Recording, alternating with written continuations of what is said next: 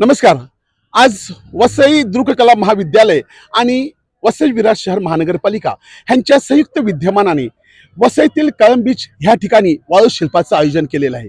आता आपल्यासोबत जे वाळूशिल्प काढलेले आहेत हे विद्यार्थी देखील आपल्यासोबत आहेत। हे ह्या शिल्पाविषयी काय माहिती देतात ते आपण ऐकूया। नमस्कार, माझं नाव किंजल भोईर आहे आणि हे माझे एक बॅचमेट्स आहेत। आम्ही वसई विकास आणि कॉलेज ऑफ व्हिज्युअल आर्ट्सचे स्टुडंट्स आहेत आणि आज स्टँडर्डच्या दिवशी आम्ही एक स्कल्पचर निर्माण केलेलं आहे। ओके, तर आमचा विषय होता की पर्यावरण वाचवा।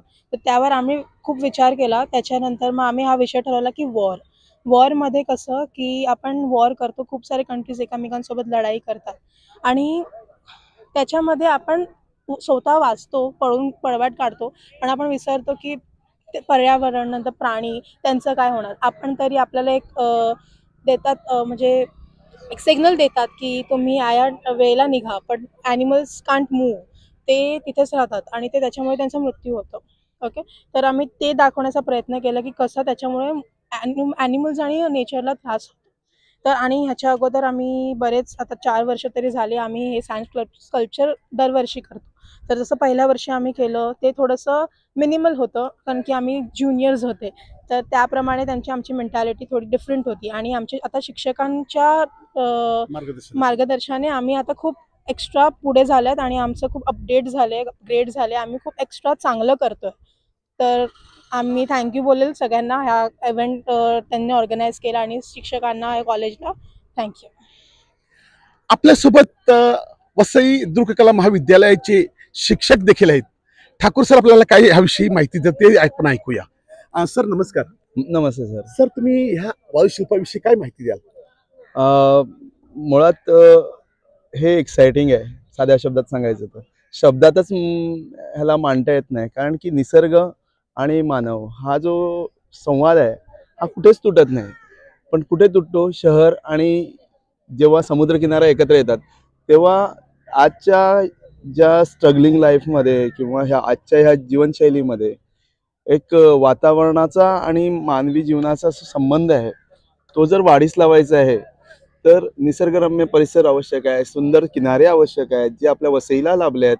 आणि त्या वसईमध्ये जर ही स्पर्धा होते तर हे खूप अभिमानास्पदच आहे, कारण की ह्या अशा स्पर्धा फारच क्वचित कुठे राबवल्या जातात। खर्चिक आहेत, महापालिका खर्च करते, कला महाविद्यालय त्यासाठी डिवोशन देतं, शिक्षक विद्यार्थींचा सपोर्ट्स असतो, म्हणून आम्ही सातत्यपूर्ण ह्या कलाकृती घडवण्यासाठी, विद्यार्थ्यांना आमंत्रित करण्यासाठी शिक्षक वर्ग संपूर्ण महाराष्ट्रातील जे कला विद्यार्थी आहेत, म्हणजे उच्च कलेचे, फक्त आर्ट कॉलेजला जे ॲडमिशन्स घेतात अशाच विद्यार्थ्यांना इथे प्रविष्ट व्हायचं आहे, तर स्कूल लेवलला नाही आहे।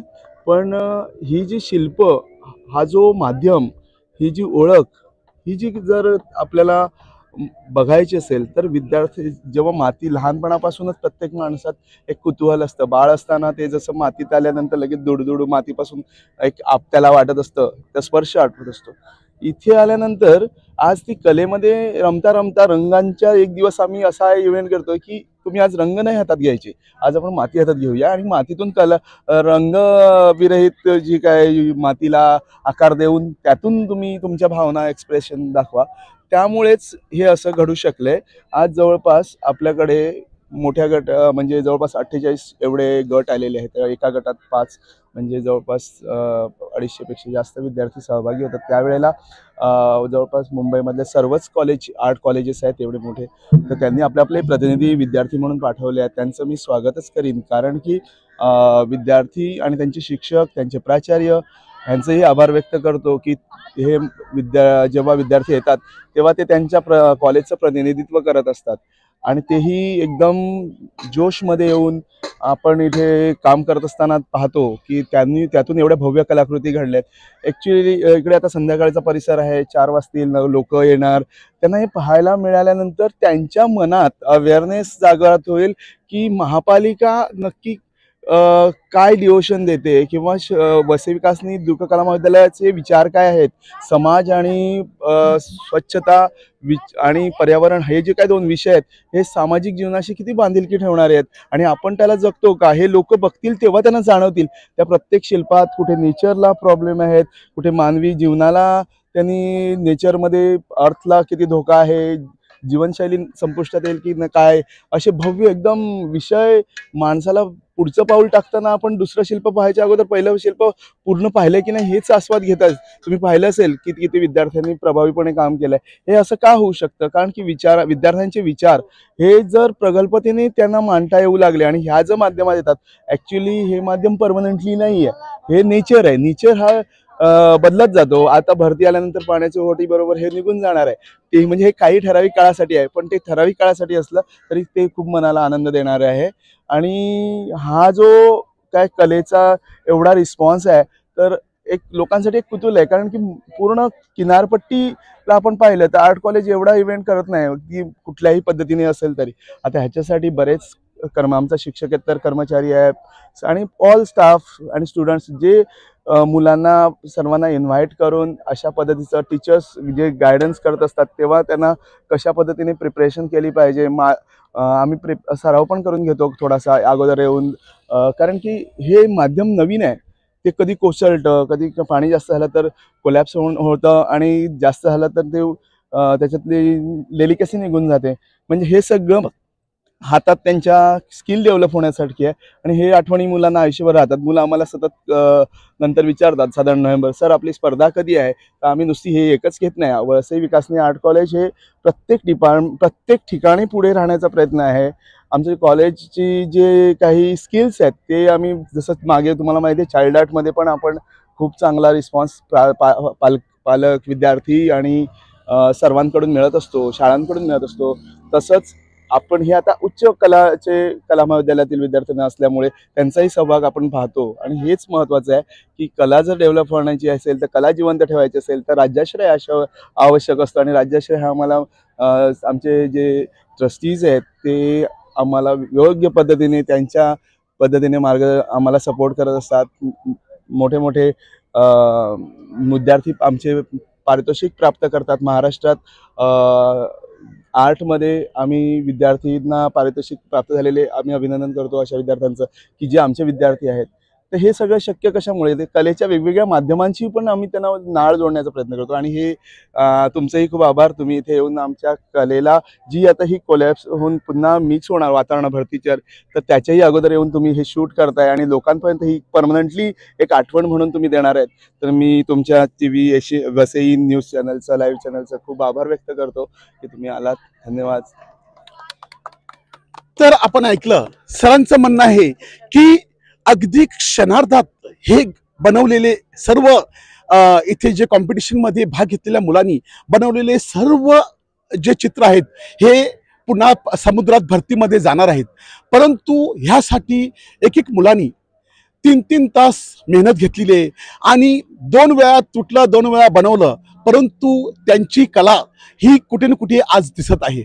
आज ह्या वाळूशिल्पाच्या कॉम्पिटिशन बघण्यासाठी कळंब गावचे रहिवासी देखील आलेले आहेत तिथे. ते काय सांगतात ते आपण ऐकूया.